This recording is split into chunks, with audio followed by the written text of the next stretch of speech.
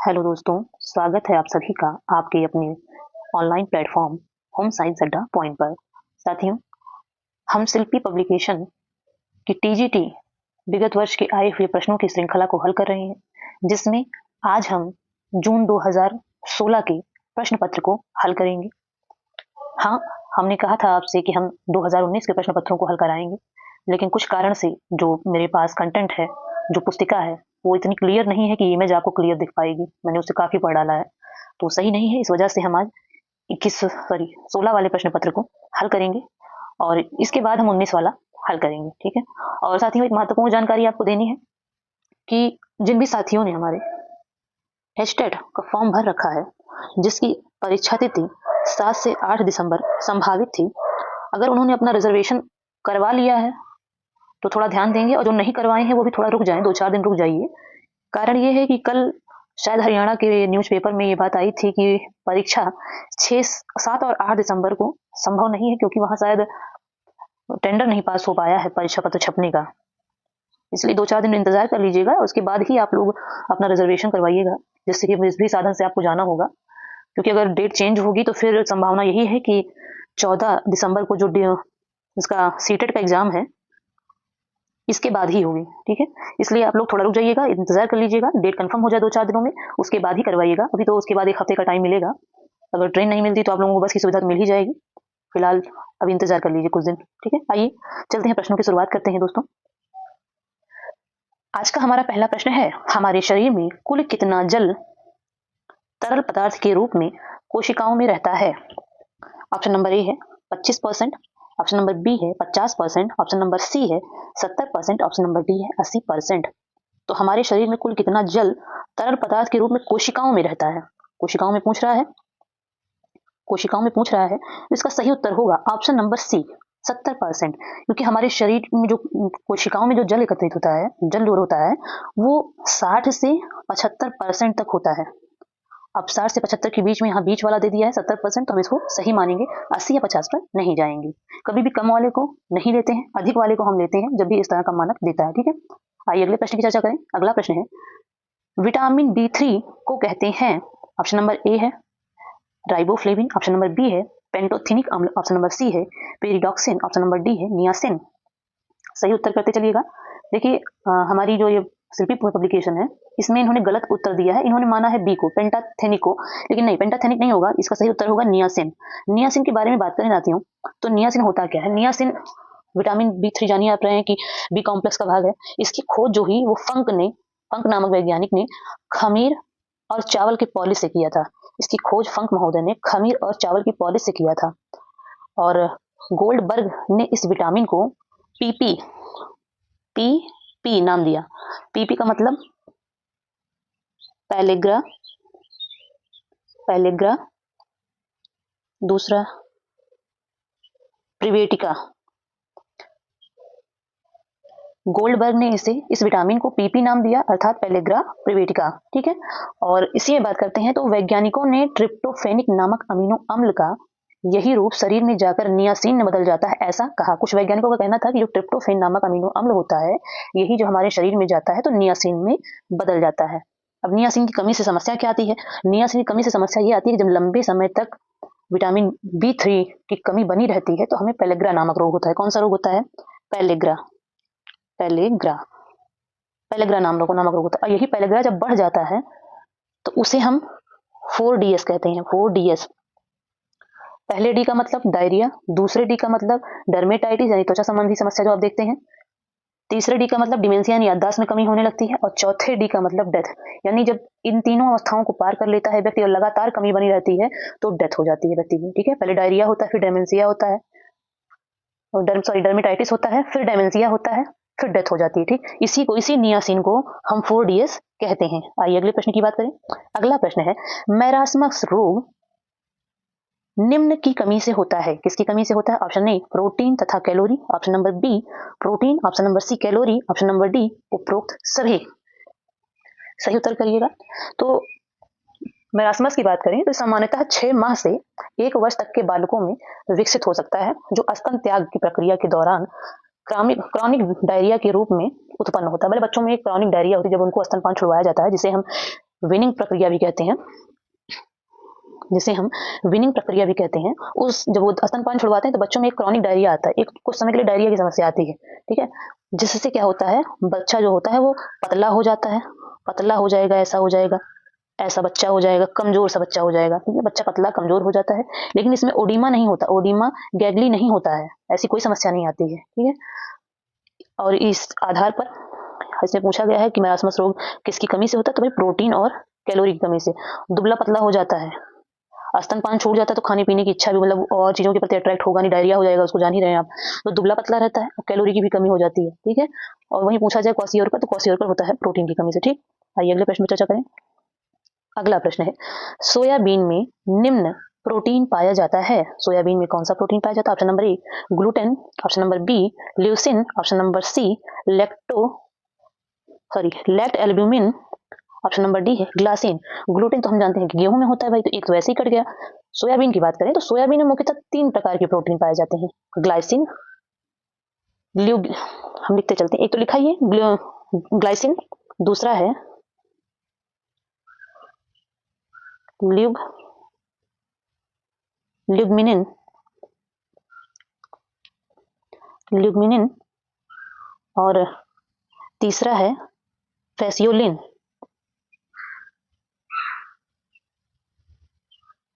फैसियोलिन आप लोग सुनकर लिख लीजिएगा, क्योंकि इस पे क्लियर लिखते हुए नहीं बनता है।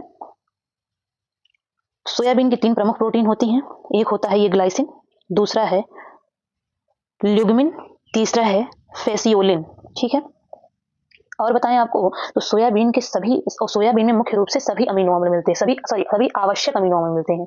सोयाबीन में सभी आवश्यक अमीनो अम्ल मिलते हैं, सिर्फ किसको छोड़कर, मिथियोनिन को छोड़ दीजिए और सिस्टीन को छोड़ दीजिए, बाकी सभी आवश्यक अमीनो अम्ल मिलते हैं, ठीक है। इसके अतिरिक्त सोयाबीन में हमको प्रोटीन की अतिरिक्त की बात करें कि प्रोटीन तो मिलता है, प्लस क्या मिलता है, विटामिन बी कॉम्प्लेक्स मिलता है, विटामिन बी कॉम्प्लेक्स मिलता है, ठीक है। जैसे विटामिन बी कॉम्प्लेक्स में क्या क्या मिलता है हमको, जैसे हमको ये मिलता है, नियासिन मिल जाता है, राइबोफ्लेविन मिलता है, फोलिक एसिड मिलता है, ये सब अच्छी मात्रा में हमें मिलते हैं, ठीक है। तो एक शब्द में कह सकते हैं कि सोयाबीन में प्रोटीन के अतिरिक्त बी कॉम्प्लेक्स भी अच्छी मात्रा में मिलता है। आइए अगले प्रश्न की चर्चा करें। अगला प्रश्न है, निर्णय लेने की प्रक्रिया का सही क्रम बताइए।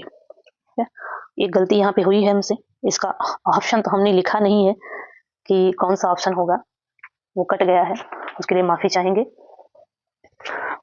लेकिन हम ऐसे ही बता दे रहे हैं आपको, सही उत्तर इसका सीधे सीधे बता देंगे। आपके पास अपनी अपनी बुक होगी, आप उसमें देख लीजिएगा।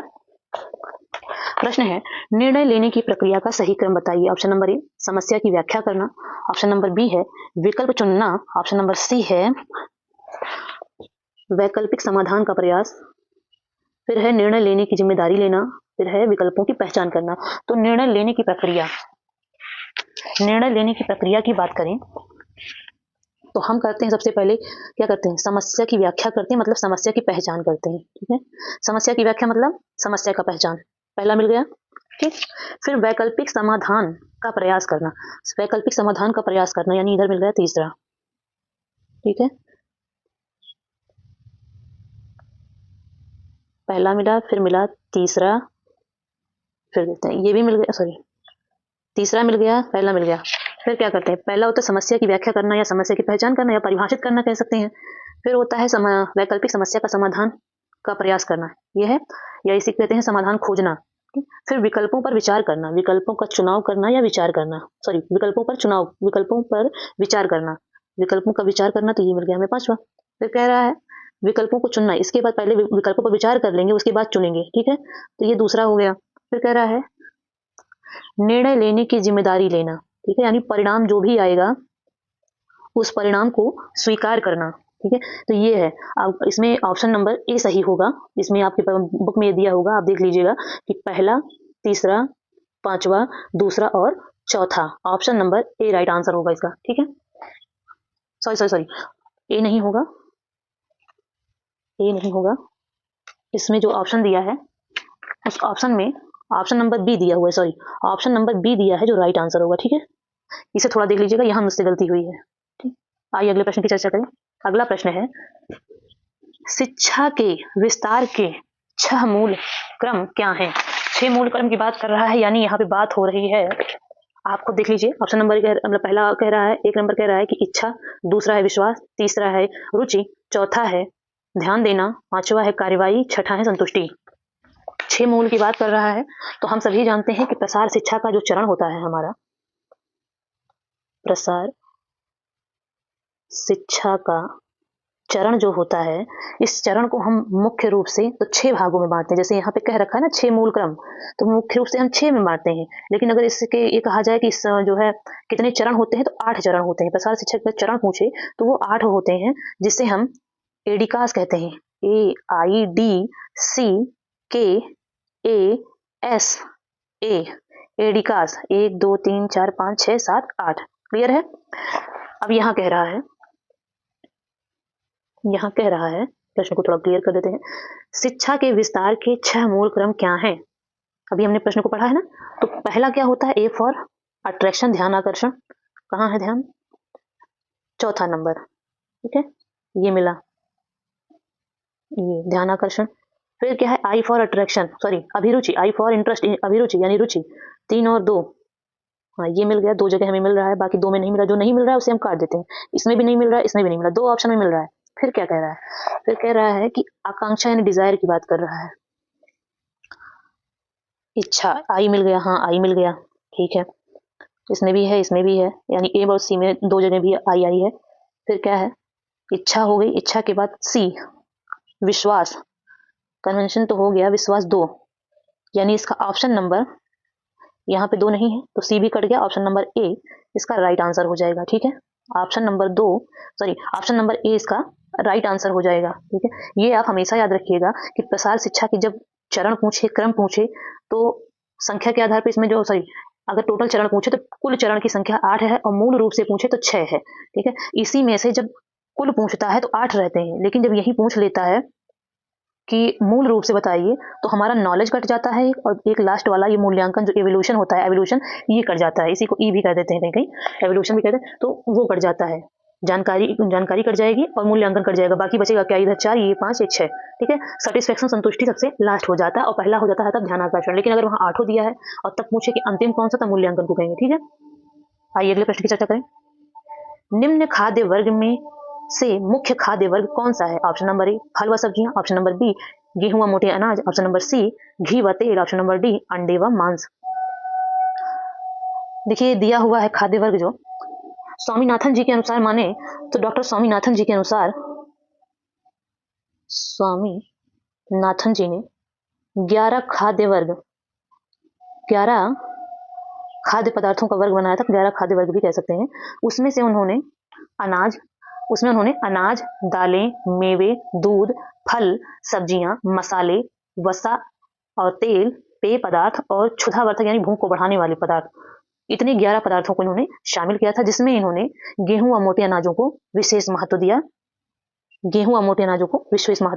इसीलिए इसे पूछ रहा है कि खाद्य वर्ग में कौन सा मुख्य खाद्य वर्ग खाद्य वर्ग में से मुख्य खाद्य वर्ग कौन सा है? तो गेहूं और मोटे अनाज ये मुख्य है। ठीक है, आइए अगले प्रश्न की चर्चा करें। अगला प्रश्न है, प्रसार शिक्षा में मूल्यांकन साधन है परखने का, क्या परखने का?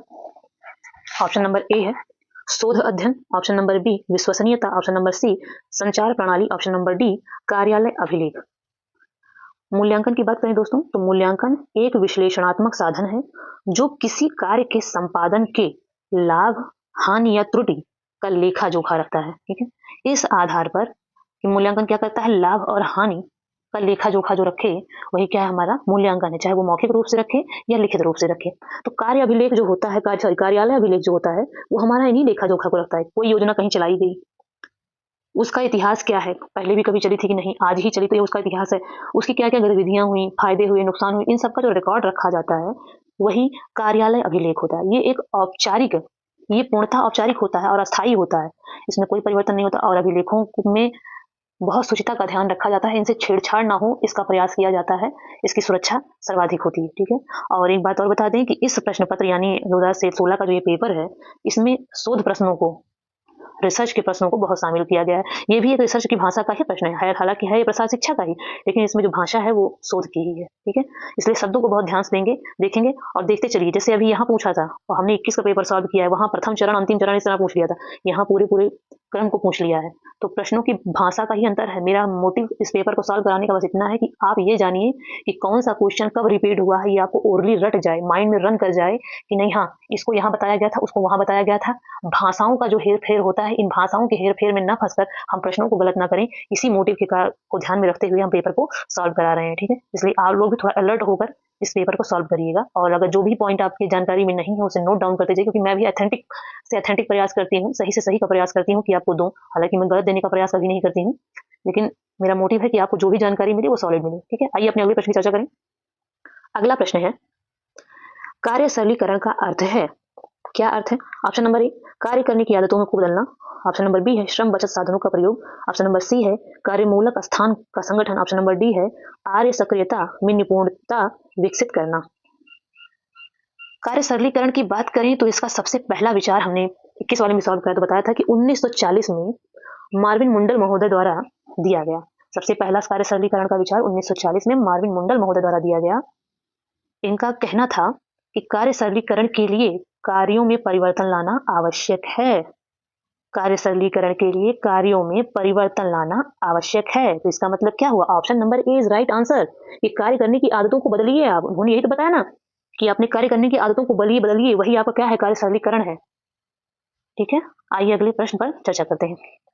अगला प्रश्न है, समय प्रबंधन एक यंत्र है। ऑप्शन नंबर ए सही, समय प्रबंधन का एक यंत्र है। हाँ सही सही बोला था कि समय प्रबंधन का एक यंत्र है। क्या है? ऑप्शन नंबर ए समय इकाई। ऑप्शन नंबर बी कार्यवक्र। ऑप्शन नंबर सी समय मानक। ऑप्शन नंबर डी समय योजना।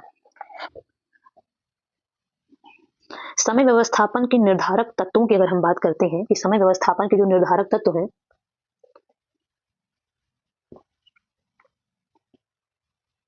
समय व्यवस्थापन के निर्धारक तत्व, इनकी हम जब बात करते हैं तो ये 5 है। ये क्या है? 5 है। कौन कौन से हैं ये भी देखते चले। ये 5 कौन कौन से हैं? समय मूल्य है, समय मूल्य टाइम वैल्यू, समय मूल्य, समय मानक, समय मानक। तीसरा है समय क्रम,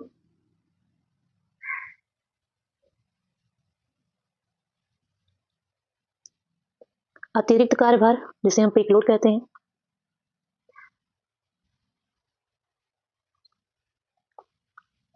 और अंतिम है कार्यवक्र। कार्यवक्र। तो यहाँ पूछा है समय प्रबंधन का एक यंत्र है, तो यंत्र कौन सा है? यंत्र है यही कार्यवक्र। ये एक ग्राफ जैसा होता है, ये मैंने बताया था, उसमें पीक लोड पूछा था 21 वाले में, और यहाँ कार्यवक्र पूछ रहा है। ये इतना देखिए, जो ये ऊंचा शिखर होता है इसे हम पीक लोड कहते हैं, लेकिन इस पूरे के पूरे ग्राफ को हम कार्यवक्र कहते हैं। ठीक है, हम क्या कहते हैं? कार्यवक्र कहते हैं। इस चीज को ध्यान रखिएगा।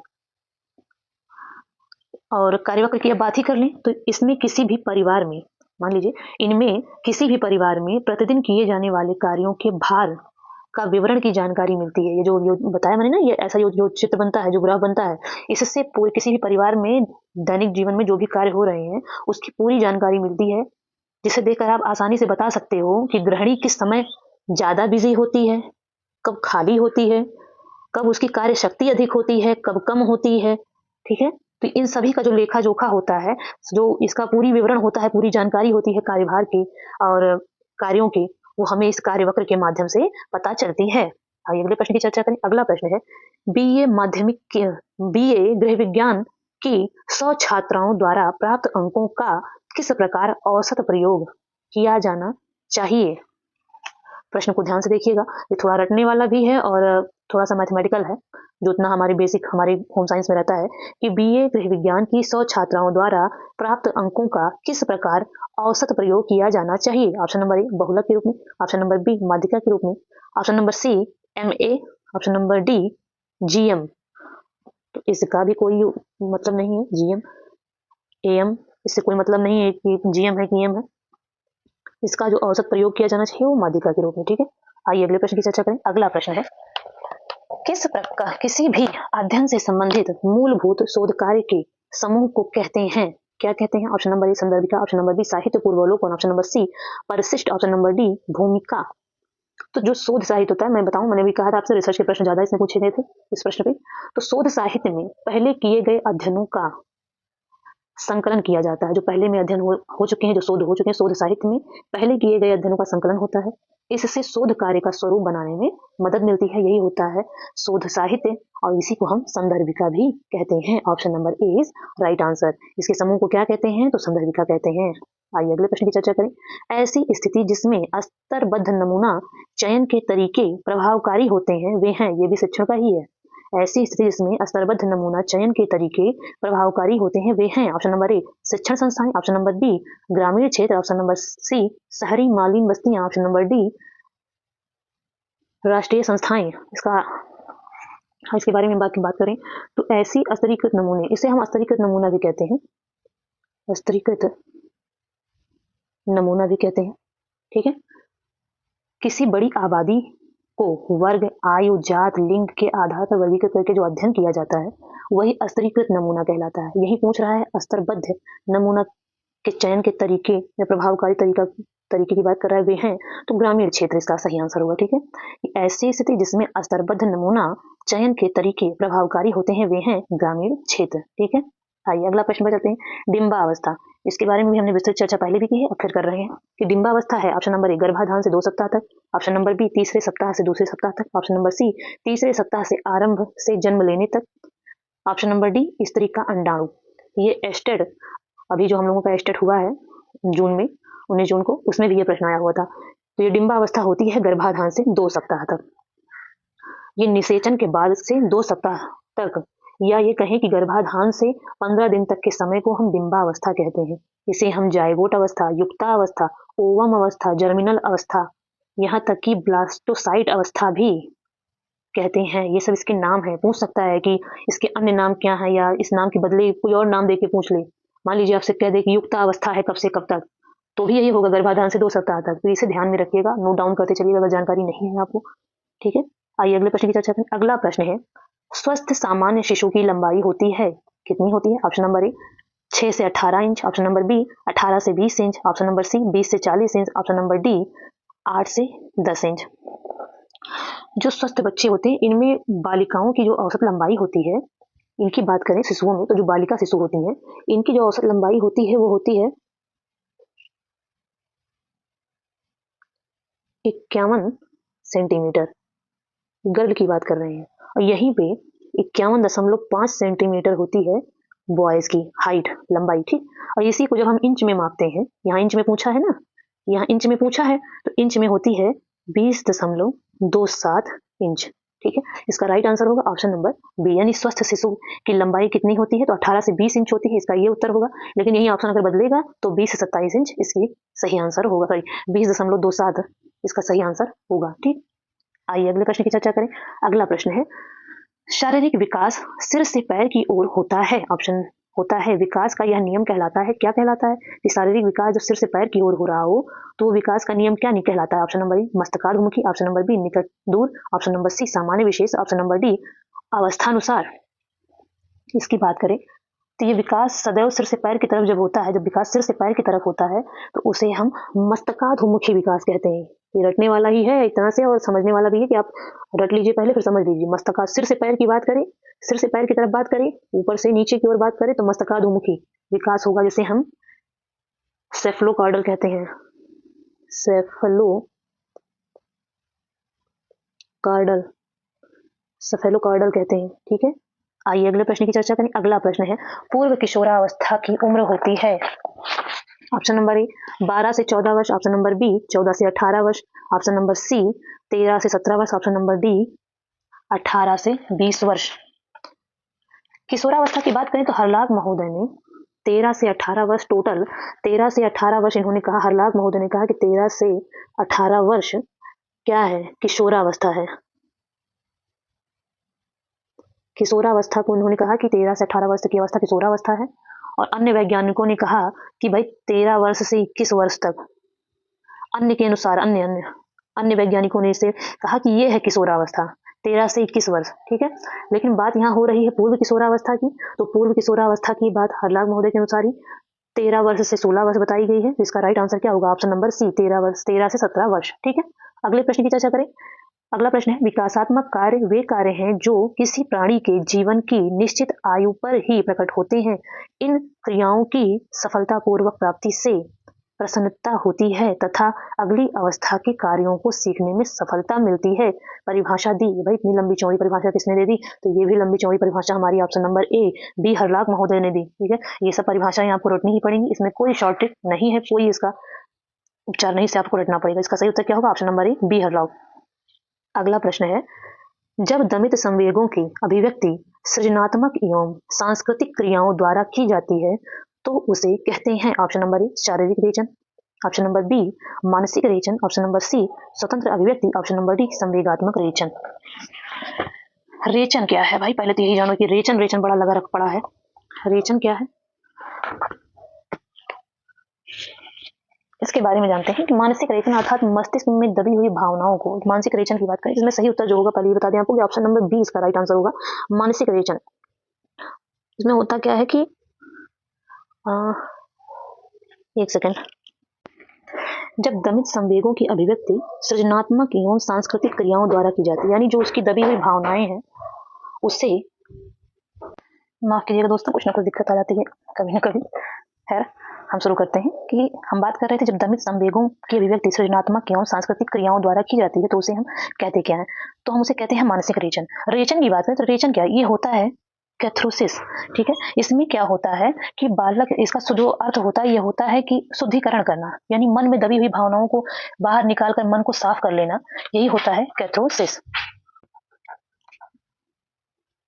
मानसिक रेचन होता है कि जब मनोवैज्ञानिक रूप से मन की पीड़ा को कम कर लेना मानसिक रेचन होता है। इसमें होता है कि मस्तिष्क में दबी हुई पूर्व की भावनाओं की अभिव्यक्ति व्यक्ति किसी भी रूप में करता है। जैसे इसमें कह रहा है कि व्यक्ति सृजनात्मक और सांस्कृतिक क्रियाओं के बारे में, मतलब अपनी क्रिएटिविटी से कुछ करना। जैसे ये कह सकते हैं कि कोई बहुत ही कुंठित व्यक्ति है, वो अपनी भावनाओं को किसी कविता के माध्यम से प्रस्तुत कर रहा है, या कोई पेंटिंग अच्छा करना जानता है तो वो पेंटिंग के माध्यम से अभी अपनी अभिव्यक्ति करता है, वही होता है मानसिक रेचन, जिसे हम कैथ्रोसिस कहते हैं। ये कैथ्रोसिस के अंतर्गत ही आता है मानसिक रेचन।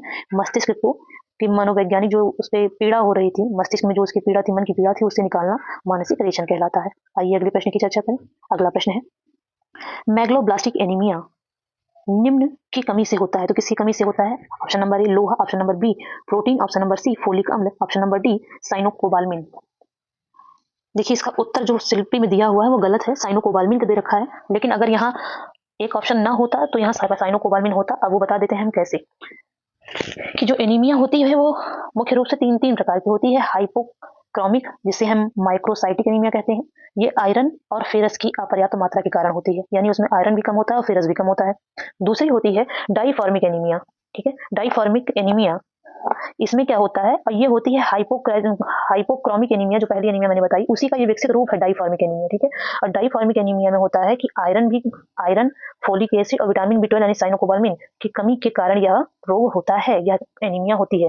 और अंतिम में आता है माइक्रोब्लास्टिक एनीमिया। माइक्रोब्लास्टिक एनीमिया जो होता है इसे माइक्रोसाइटिक एनीमिया यानी बड़ी माइक्रोसाइटिक एनीमिया कहते हैं, जिसमें विटामिन B9 यानी फोलिक एसिड तथा विटामिन B12 साइनोकोबाल्मिन डीएनए के संश्लेषण को एंजाइम की तरह कार्य करता है। ठीक है, इस अवस्था में आरबीसी का आकार बड़ा होकर 120 दिनों से पहले ही फूलने के कारण नष्ट हो जाता है।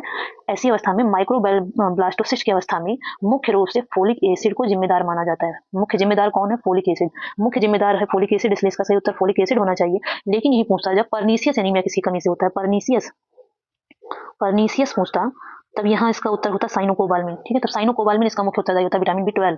ठीक है, आइए अगले प्रश्न की चर्चा करें। अगला प्रश्न है, उच्च रक्तदाब से पीड़ित रोगी को देना चाहिए, क्या देना चाहिए? ऑप्शन नंबर ए अधिक प्रोटीन युक्त आहार, ऑप्शन नंबर बी कम रेशे युक्त आहार, ऑप्शन नंबर सी कम सोडियम युक्त आहार, ऑप्शन नंबर डी कम असंतृप्त वसीय अम्ल आहार। इसका प्रश्न हमने अभी 21 वाले प्रश्न पत्र में भी देखा था, ऐसे ही प्रश्न जिसे हमने पढ़ा था किसके नाम से, एक मनोवैज्ञानिक थे ना जिन्होंने, एक वैज्ञानिक थे जिन्होंने उच्च रक्तदाब पे अपना आहार दिया था। उनका नाम आप कमेंट में बताएंगे क्या नाम था उनका, कि जिन्होंने हाइपरटेंशन के रोगियों के लिए आहार तालिका बनाई थी। तो इसमें जो होता है उच्च रक्तदाब के जो पीड़ित रोगी होते हैं उन्हें कम सोडियम युक्त आहार दिया जाता है। ऑप्शन नंबर सी इसका राइट आंसर होगा, कम सोडियम युक्त आहार। इनके आहार में दिया क्या क्या जाता है? जो भी हाइपरटेंशन के रोगी होते हैं, उच्च रक्तदाब के जो पेशेंट होते हैं, उनको दिया क्या क्या जाता है? उनको कम सोडियम दिया जाता है, सोडियम कम, प्रोटीन भी कम दिया जाता है, प्रोटीन कम। इसके अलावा उनको जो कैलोरी होती है जो कैलोरी युक्त आहार होते हैं उन्हें भी कम दिया जाता है। ये उन्हें कम दिया जाता है, तीनों ही चीज़ें उन्हें बहुत कम दी जाती है। इसके साथ-साथ उनको वसा भी बहुत कम दी जाती है, वसा भी कम दी जाती है। अच्छा, प्रोटीन कम क्यों देते हैं? कि प्रोटीन में भी सोडियम के जो तत्व हैं वो अधिक मात्रा में होते हैं, इसलिए जब कंडीशन ज़्यादा गड़बड़ होने लगती है हाई बीपी वालों को, तो उनको प्रोटीन और कम कर दिया जाता है। ठीक है? जब पीड़ित पीड़ित की समस्या बढ़ने लगती है तो प्रोटीन को और कम कर देते हैं। आइए अगले प्रश्न की चर्चा करें। अगला प्रश्न है, घर में प्रबंधन कहलाता है, क्या कहलाता है? ऑप्शन नंबर ए, केवल कार्य करना। ऑप्शन नंबर बी, परिवार की मुखिया की जिम्मेदारी। ऑप्शन नंबर सी, पारिवारिक साधनों का प्रयोग। ऑप्शन नंबर डी, पारिवारिक लक्ष्य प्राप्ति के लिए साधनों का प्रयोग। इसमें शिल्पी में इन्होंने ऑप्शन गलत बताया है, मतलब दिया ऑप्शन को जो चयन किया है, उत्तर संख्या जो लिखी है सी लिख दी है, लेकिन सी ना होकर क्या है, डी है। और लेकिन व्याख्या इन्होंने सही की है, व्याख्या सही की है, इसे आप लोग सही कर लीजिएगा कि घर में प्रबंधन कहलाता है। तो गृह प्रबंधन एक, पहली बात तो आप ये जान लीजिए, गृह प्रबंधन एक मानसिक प्रक्रिया है जिसमें आयोजन, नियंत्रण व मूल्यांकन के द्वारा पारिवारिक साधनों का प्रयोग करके पारिवारिक लक्ष्यों की प्राप्ति की जाती है। किसका प्रयोग करके? आयोजन, जिसमें आयोजन, नियंत्रण व मूल्यांकन के द्वारा पारिवारिक साधनों का प्रयोग करके पारिवारिक लक्ष्यों की प्राप्ति की जाती है। वही क्या होता है? हमारा गृह प्रबंधन होता है। इसका option number D right answer होगा। और आपको बताना है कि जो मैंने अभी लाइन बोली है, मैं फिर से बोल दे रही हूँ, गृह प्रबंधन वह है जिसमें आयोजन, नियंत्रण व मूल्यांकन के द्वारा पारिवारिक साधनों का उपयोग करके पारिवारिक लक्ष्यों की प्राप्ति की जाती है। यह कथन किसका है? आपको यह कथन कमेंट में बताना है। ठीक है, आपको कथन बताना है कि किसका है, बाकी मैं तो कल बता ही दूंगी कि किसका है। अगला प्रश्न है, रेयान से बने वस्त्र धोते समय धीरे धीरे हाथों से दबाने और मलने की क्रिया का प्रयोग करते हैं क्योंकि? ऑप्शन नंबर ए, इसकी सतह बहुत चिकनी होती है। ऑप्शन नंबर बी, यह अत्यधिक स्थानीय नहीं है। ऑप्शन नंबर सी, पानी में भिगोने से इसकी सतह की ताकत कम हो जाती है, इसकी ताकत कम हो जाती है। ऑप्शन नंबर डी, इनमें प्राकृतिक चमक है।